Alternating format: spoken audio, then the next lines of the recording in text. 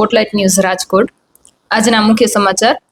આજે અમદાવાદમાં 242 પેસેન્જર સાથેનું એર ઇન્ડિયાનું બોઈંગ વિમાન ક્રેશ થયું છે, જેમાં 133 જેટલા મુસાફરોના મૃત્યુ થયાના અહેવાલો મળ્યા છે. પ્રાપ્ત વિગતો અનુસાર પૂર્વ મુખ્યમંત્રી શ્રી વિજયભાઈ રૂપાણીનું આ પ્લેનમાં સવાર હતા, એનું પણ મૃત્યુ થયું છે.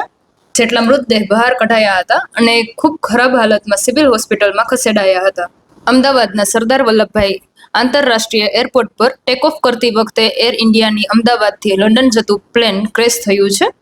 આ વિમાન એરપોર્ટ પરથી બપોરે 1:38 વાગે ટેક ઓફ થયું હતું અને 1:40 વાગે દુર્ઘટના સર્જાઈ હતી. અમદાવાદ શહેરના મેઘાણીનગર આઈજીપી કમ્પાઉન્ડમાં 171 Air India Boeing plane crash થયું હતું. આ પ્લેનમાં 242 જેટલા મુસાફરો હતા. આ સ્થિતિમાં એવું લાગી રહ્યું છે કે ઘણા મૃતદેહોનું ટીઆરપી કાંડની જેમ ડીએનએ ટેસ્ટ કરાવવી પડશે. વિમાન અથડાયા બાદ બિલ્ડિંગમાં ભયંકર આગ લાગી હતી. આ બિલ્ડિંગમાં ઇન્ટર્ન ડોક્ટર અને તેમના પરિવારજનો સહિત અંદાજે 50થી વધુ લોકો રહેતા હતા, જેમાંથી પણ ઘણાના મૃત્યુ થયાની આશંકા છે.